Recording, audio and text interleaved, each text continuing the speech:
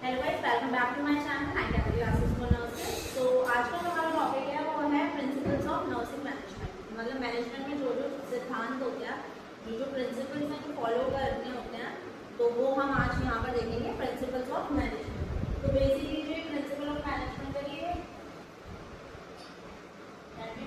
किए थे 1916 में। इन्होंने मैनेजमेंट के रिगार्डिंग बहुत सारे प्रिंसिपल्स दिए थे। ठीक है, तो फर्स्ट इसका आता है डिवीजन ऑफ वर्क। तो सबसे पहले क्या करना है, डिवीजन ऑफ वर्क, जो भी काम होता है उसको डिवाइड करना है इक्वली, लोगों में इक्वली डिवाइड करना है कामों को, ताकि रिस्पॉन्सिबिलिटीज और हम आइडेंटिफाई कर पाए कि ये पर्सन इस वर्क को करता है। अगर हम अपने क्लिनिकल सेटिंग की बात करें तो क्लिनिकल सेटिंग में हमें पता है कि नर्सिस का काम क्या होता है, वार्ड बॉय का काम क्या होता है, नर्सिंग जो हायर वार्ड इंचार्ज है उनका काम होता है। तो उनको वर्क डिवाइड इसलिए किया गया ताकि वर्क ऑफ लोड भी कम हो, प्लस उनकी एजुकेशन के बेसिस पे, प्लस उनकी स्किल्स के बेसिस पे। अगर हम बात करें तो ये डिवीजन ऑफ वर्क इसलिए होता है ताकि ऑर्गेनाइजेशन को प्रॉपर वे में चलाया जाए। हमारे पास एक प्रॉपर स्टाफिंग होती है जिसमें हम क्या, मैंने कल भी बताया था, जिसमें प्लानिंग होती है, हमारी प्लानिंग होती है, ऑर्गेनाइजेशन होता है, डायरेक्टिंग होती है। ठीक है, तो ये सारी चीजों को मैनेज करने के लिए हमें डिवीजन ऑफ वर्क करना पड़ता है। ठीक है, और डिवीजन ऑफ वर्क हमारे जो प्लान है, जो ऑर्गेनाइजेशन है, जो इंस्टीट्यूशनल है, उसको चलाने में, रनवे करने में बहुत ज्यादा हेल्पफुल होता है। अगर हम वर्क को डिवाइड नहीं करेंगे तो बर्डन जो होगा एक पर बढ़ेगा, प्लस हम आइडेंटिफाई नहीं कर पाएंगे किसका वर्क कौन सा है, पर्सन को आइडेंटिफाई नहीं कर पाएंगे।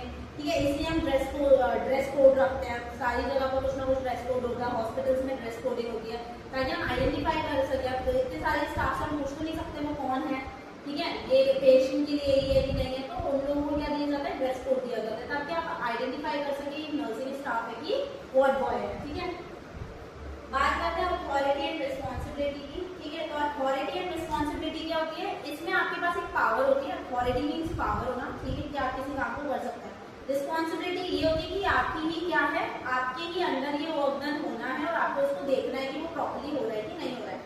उस काम को करने की रिस्पॉन्सिबिलिटी, मतलब अगर आप काम दे रहे हैं, इतनी आपके पास पावर है कि वो काम आप किसी से भी करवा सकते हैं, अथॉरिटी है आपके पास, या आप खुद भी कर सकते हैं, प्लस उस काम में आपको अपना 100% देना जो आपकी रिस्पॉन्सिबिलिटी है। जैसे बात करें क्लिनिकल की, तो क्लिनिकल में जो हमारे जैसे कि रिस्पॉन्सिबिलिटी किसी पास होती है वार्ड इंचार्ज के पास, कि उन्हें पूरी स्टाफ नर्स को देखना होता है कि काम अच्छे से कर रही है कि नहीं कर रही है। तो उनके पास क्या है, अथॉरिटी है वो नर्सेस को चेक करना, प्लस वो अच्छे से जो केयर प्रोवाइड कर रही है प्रॉपर्ली कर रही है कि नहीं, वो फिगर आउट भी करना, वो रेगुलरली देखना कि वो अपना वर्क अच्छे से कर रही है, पेशेंट केयर प्रॉपर्ली हो रही है कि नहीं हो रही है, क्वालिटी ऑफ केयर पेशेंट को मिल रही है कि नहीं मिल रही है। वो किसमें आता है, हमारा अथॉरिटी एंड रिस्पॉन्सिबिलिटी में। नेक्स्ट हम बात करते हैं डिसिप्लिन। तो डिसिप्लिन का मतलब ये होता है रूल्स एंड रेगुलेशन। तो रूल्स एंड रेगुलेशन को फॉलो अप करके अपने काम को करना, this is included in the principle of discipline. तो डिसिप्लिन क्या होता है, डिसिप्लिन में हमारे रूल्स एंड रेगुलेशंस आते हैं, जो पॉलिसीज बनाई होती है उसके अंदर ही हमें रहना है, उनको ब्रेक डाउन नहीं करना है। तो उनके अंदर रह के हमारे को अपनी सारी जो नीड्स है, जो पेशेंट्स की नीड्स है, उनको फुलफिल करना है, एक डिसिप्लिन मेंटेन करना है। नेक्स्ट आता है unity of command.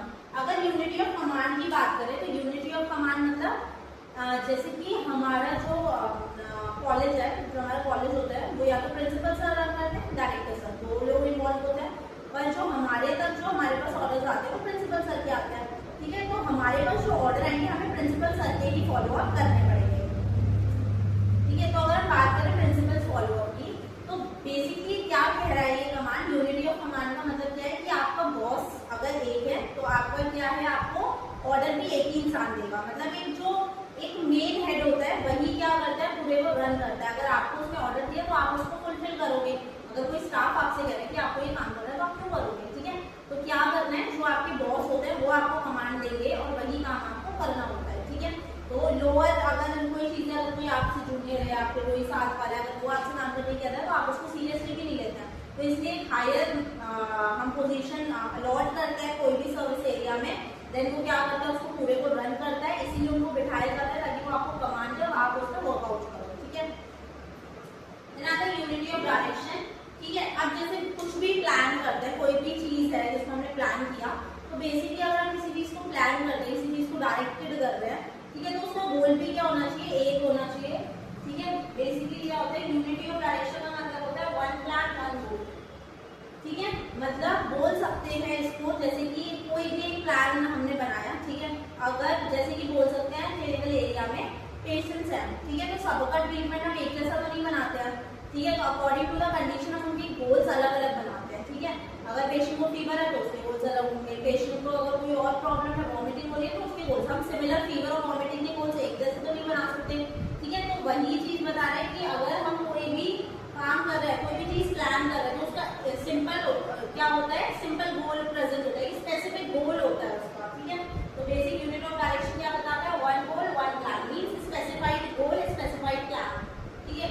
Then subordination of individual interest, तो basically subordination of individual interest की बात करें, सबऑर्डिनेशन का मतलब एक साथ मिलजुल के, ठीक है, मिलजुल के क्या करना है, इसमें कोऑर्डिनेट करना है, ठीक है।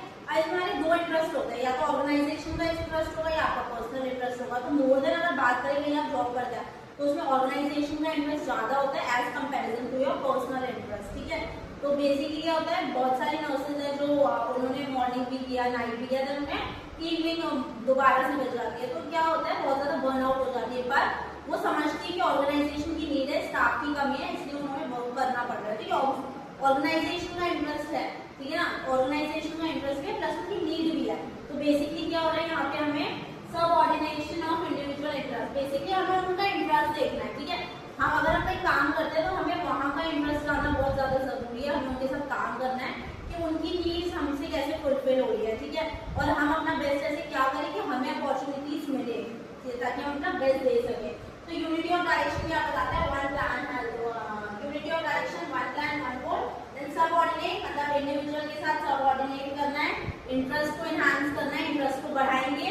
अगर ऑर्गेनाइजेशन का इंटरेस्ट है पेशेंट्स के साथ, बहुत अच्छा कोप अप कर रहे हैं, सारी चीजों को लेके चल रहे हैं, तो ऑटोमेटिकली क्या हो जाता है, जो हमारा स्टाफ होता है, ठीक है, जो उनके पर्सनल इंटरेस्ट होते हैं, उनको अगर प्रॉपर मोटिवेशन मिल रहा है, प्रॉपर ग्रूमिंग मिल रही है, प्रॉपर क्या मिल रहा है, उनको सैलरीज मिल रही है, प्रॉपर अगर वो काम ज्यादा कर रहे हैं तो उनको एक्स्ट्रा पेमेंट मिल रही है, तो अगर वो नीड्स उनकी फुलफिल हो रही है तो उनके इंटरेस्ट को भी हम एनहांस कर सकते हैं, ठीक है। देन आता है रिम्यूनरेशन। रिम्यूनरेशन का मतलब होता है जो पर्सन जो काम कर रहा है उनको फेयर सैलरी प्रोवाइड करना। वैसा नहीं है कि कोई क्या था, मतलब अभी एक जूनियर लगा है और उससे पहले आपका 15 ईयर से एक एक्सपीरियंस बंदा उसी पोजीशन पे वर्क कर रहा है, पर वो नया आया तो उसके पास सारी चीजें अवेलेबल थी, सब कुछ था, और उसको क्या नहीं, उसको वही सैलरी पे रखा गया, और वो 15 साल से जो काम कर रहा है उसको भी वही सैलरी मिल रही है। तो ये क्या होता है, ना तो उसको मोटिवेशन मिलेगा, प्लस डिमोटिवेट हुआ, ठीक है, प्लस उसको अपने ऊपर सारी जो उसकी नीड्स है, जो उसकी फुलफिल होनी चाहिए उस टाइम पे नहीं हुई, ठीक है। तो ये क्या करना है, हमें फेयर सैलरी प्रोवाइड करनी है according to the work, according to the skills, ठीक है। अगर ये हम प्रॉपरली करेंगे, अगर प्रॉपर फेयर सैलरी पर्सन को मिल रही है उनके वर्क डन की, तो वो क्या होगा, इनहैंस करेगा, क्वालिटी ऑफ केयर में भी इनहैंस करेगा, प्लस रिस्क मैनेजमेंट में भी बहुत ज्यादा हमको हेल्प करेगा, ठीक है। तो remuneration is very important point कि पर्सन को पता होने चाहिए उनके राइट्स क्या है, उनको किस तरीके से उन्हें इम्प्रूव करना है, और अपने हक के लिए उन्हें किस तरीके से फाइट करनी है, ठीक है। तो सैलरी पैटर्न ऑलरेडी पता होना चाहिए, प्लस फेयर सैलरी तब मिलेगी जब आप स्किलफुल होंगे, नॉलेजेबल होंगे, प्लस आपके अंदर डिसिप्लिन, पॉलिसी को अपनाना इज वेरी डिफिकल्ट। सो आपको सारी चीजों को याद में रखते हुए रिम्यूनरेशन बहुत अच्छे से पता होना चाहिए, क्योंकि अगर हमें सैलरी पैटर्न नहीं पता है चीजों का तो हम जाके कुछ बोल भी नहीं सकते। अगर आपको उन्होंने बोला तो आप एज अ फ्रेशर भी वही जाओगे जो आपको चाहिए, ठीक है। उनकी नीड्स के अकॉर्डिंग वो आपको बातों में लेंगे, सारी चीजें बोलेंगे, उनकी नीड्स को आपको बताएंगे, आप अपनी नीड्स उनको बताओगे। तो सैलरी पैटर्न हमेशा आपकी स्किल्स के बेसिस पे, आपकी नॉलेज के बेसिस पे, आपकी एजुकेशन के बेसिस पे रखना चाहिए, ठीक है। तो सबको एक फेयर चांस करना चाहिए, फेयर वर्क डन के अकॉर्डिंग उन्हें फेयर सैलरी मिलनी चाहिए, ठीक है। सेंट्रलाइजेशन की बात करें तो इट इज अ प्रोसेस, ये एक ऐसा प्रोसेस है जिसके अंदर हम डिसीजन मेकिंग करते हैं, और ये डिसीजन मतलब जैसे एक ग्रुप डिस्कशन चल रहा है, ठीक है, एक ग्रुप डिस्कशन है, टॉप से बॉस ने बोला कि मैनेजर को कि एक मीटिंग अरेंज करो, हमें वहां पर जाकर हमें बताना है कि जो एडमिनिस्ट्रेशन एरर होते हैं उनके बारे में हमें डिस्कस करना है। तो वो हमें टॉप लेवल से क्या मिला, एक सेंट्रलाइजेशन मिला कि हम लोगों को एक मीटिंग सेटअप करनी है और इस मीटिंग में ये सारी चीजें होंगी, तो वो सारी चीजें आपको बताएंगे और आप एक सेंट्रलाइजेशन क्वेश्चन कर रहे हैं, ठीक है। बात करते हैं पूरा एक सेंट्रलाइजेशन में पूरी पीपल बैठी हुई है, पूरा स्टाफ बैठा हुआ है, और ऊपर से जो चीजों को करवा रहा है, जो चीजों को हैंडल कर रहा है, जो आगे के लिए आपको फॉरवर्ड बढ़ने के लिए चीजों को बोल रहा है, ठीक है, जो आपसे अपना काम कर रहा है। तो डिसीजन मेकिंग जो होती है वो हमेशा कहाँ से होती है, टॉप लेवल से, ठीक है। क्योंकि अब प्रिंसिपल सर भी हमारे इसके अकॉर्डिंग वर्क करेंगे, डायरेक्टर सर जो उन्हें बोलेंगे, ठीक है। डायरेक्टर सर जो भी उन्हें कमांड्स देंगे प्रिंसिपल सर उन्हें बोलेंगे, प्रिंसिपल सर वो हमें पहुंचाएंगे, ठीक है। तो जो टॉप लेवल से जो डिसीजन मेकिंग हुई है वो हमारे तक आती है बिल्कुल लोअर लेवल तक, ठीक है, एज अ स्टूडेंट अगर आती है, ठीक है। नेक्स्ट हम बात करते हैं स्केलर चेन। स्केलर चेन क्या होता है, जैसे मैंने अभी बताया छोटे से बड़ा, ठीक है। अगर हम बात करें छोटे से बड़े की, तो स्टाफ नर्स होती है हॉस्पिटल्स में, देन वार्ड इंचार्ज होता है, देन नर्सिंग सुपरिटेंडेंट होता है, ठीक है। ऐसे ही क्या होता है हमारे इंस्टीट्यूशनल में क्या होता है, स्टूडेंट्स है, स्टूडेंट्स के बाद हमारे टीचर्स आ जाते हैं, टीचर्स के बाद हमारे एसोसिएटेड हो जाते हैं, देन असिस्टेंट प्रोफेसर हो जाते हैं, ठीक है। तो ऐसे ऐसे क्या बढ़ती जाती है, पोजीशंस बढ़ती जाती है, ठीक है। तो ये हमारा किसमें आता है, स्केलर चेन के अंदर आता है, ठीक है। स्केलर चेन से समझ आ रहा है, एक स्केल लाइक प्रोसेस है जिसके अंदर क्या रखेंगे, लोअर से अपवर्ड की तरफ लेके जाएंगे, ठीक है। मतलब सबसे पहले मतलब according to the lower grade, अगर हम बात करें सबसे पहले हमारे कौन से आते हैं, नर्सेज आती है, स्टाफ नर्सेज आएंगे, देन उसके बाद वार्ड बॉयज आएंगे, देन उसके वार्ड इंचार्ज आएंगे, देन उसके बाद सुपरिटेंडेंट आएंगे, नर्सिंग सुपरिटेंडेंट आएंगे, ठीक है। तो ये क्या है, हमारी स्केलर चेन है, ठीक है। देन ऑर्डर की बात करें, right person at right place, ठीक है। अगर ऑर्डर की बात करी जाए तो अगर हम किसी को कुछ आता नहीं, कोई स्किलफुल है नहीं, वो पर्सन जो कुछ कर सकता है बेसिकली उसे, जैसे कि अगर बात करें किसी ने कोई स्पेशलिटी की है, अगर कुछ लोग करते हैं फिजियोथेरेपिस्ट करते हैं, ऑप्टोमेट्री करते हैं, ऑप्टोमेट्रिक करते हैं, ठीक है। कुछ लोग क्या करते हैं, आईसीयू का करते हैं, ठीक है। ट्रॉमा डिग्री हो गई, ट्रॉमा डिप्लोमा हो गया। तो बेसिकली जब उनको रखा जाएगा तो उनकी क्वालिटी बेसिस पर अगर किसी ने आईसीयू का किया है तो वैसे आईसीयू और भी डालूंगी, क्योंकि वो उसमें स्पेशलिस्ट करके आया है, वो एज अ 2 years अपने वहां पर देखे है, उसने उसमें ज्यादा सीखा है। तो मेरा क्या राइट रहेगा कि उसको उसी पोजीशन में रखा जाए जहाँ पर वो करता है। तो according to their work, according to their knowledge, according to their degree, जो उसने पढ़ाई की है उसको हम वहीं पर प्लेस करेंगे जहाँ पर उसकी नीड है। अगर वो आईसीयू की अगर डिग्री लेके या डिप्लोमा लेके आया है तो हम उसको उसी फील्ड में क्या करेंगे, उसी वार्ड में उसको क्या करेंगे, डाल देंगे, ठीक है। बेसिकली ऑर्डर किसके लिए होता है, right person at right place, मतलब जो पर्सन है according to their knowledge, according to their knowledge and according to their skills, हम उसी प्लेस पे उसको क्या करते हैं, रखते हैं जहाँ पर वो स्किलफुल है, ठीक है। तो right person at right place. Then हम बात करते हैं equity, fair and equal treatment. सबका राइट है कि सबको एक फेयर ट्रीटमेंट मिले, किसी के साथ भी कोई बायसनेस नहीं हो, ठीक है। ऐसा नहीं है कोई बहुत ज्यादा पेशेंट क्या है, हाई फाई है तो हम पहले उसका ट्रीटमेंट ही करेंगे, हम जो बाद में आए फिर भी हम पहले उसका ट्रीटमेंट कर रहे हैं, तो ऐसा नहीं करना है। हमें क्या करना है, किसी के साथ भी बायस नहीं रहना है, इक्वल ट्रीटमेंट सबको मिलना चाहिए। तो ये किसके अंदर आता है, इक्विटी के अंदर। Then stability of tenure. Stability of tenure का मतलब होता है जॉब सिक्योरिटी फॉर एम्प्लॉयमेंट। जो एम्प्लॉयज होते हैं, जो वर्क कर रहे हैं, उनके लिए जॉब सिक्योरिटी बहुत ज्यादा इंपॉर्टेंट होती है, ठीक है। जितना ज्यादा वो एक जगह पर काम करेंगे उन्हें उतना ज्यादा एक्सपीरियंस मिलेगा, ठीक है। तो बेसिकली आपके लिए भी फायदा है प्लस उनके लिए भी फायदा है कि आपको उस जगह पे वो मिल रहे हैं, आप उनकी नॉलेज को इनहैंस कर रहे हैं, स्किल्स को इनहैंस कर रहे हैं, प्लस वो अपना इंटरेस्ट भी वहाँ पर दिखा रहे हैं। तो बेसिकली क्या होगा, उनका सेटिस्फैक्शन होगा, ठीक है, जिसकी वजह से उनकी क्या शो करता है, कोई भी अगर जॉब के लिए आता है तो अगर हमारी कुछ पॉलिसीज होती है तो जो पर्सन आता है उसके भी कुछ राइट्स होते हैं जो हमें प्रोवाइड करने पड़ते हैं। तो बेसिकली अगर हम बोलते हैं कि आपको 1 साल तक यहाँ पर करना है, कुछ राइट्स दिए जाते हैं, तो उनके पास भी कुछ राइट्स है कि उनकी भी जॉब सिक्योर होनी चाहिए, कि कोई भी ऐसी सिचुएशन ना होकर आते कि उन्हें हटाना पड़ेगा ऐसी, तो उसके लिए भी हमारे पास कुछ गोल्स होने चाहिए। तो बेसिकली उनकी क्या है, उनके लिए जॉब सिक्योरिटी होनी चाहिए, किसके लिए, पॉलिसी के लिए। देन आता है इनिशिएटिव,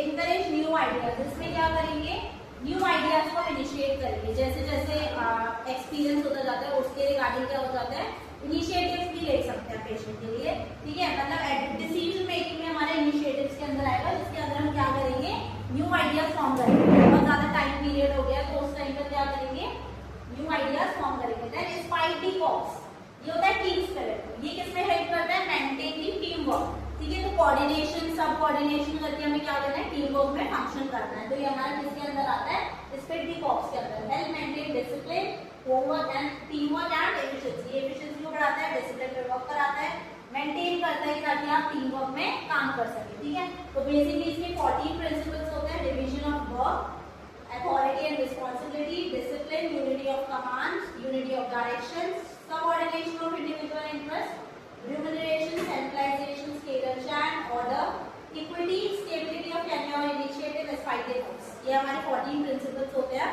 मैनेजमेंट के। तो आज के लिए बस इतना ही। अगर आपको मेरा चैनल अच्छा लगे तो उसे लाइक करें, कमेंट करें और ज़्यादा से ज़्यादा शेयर करें। Thank you for watching.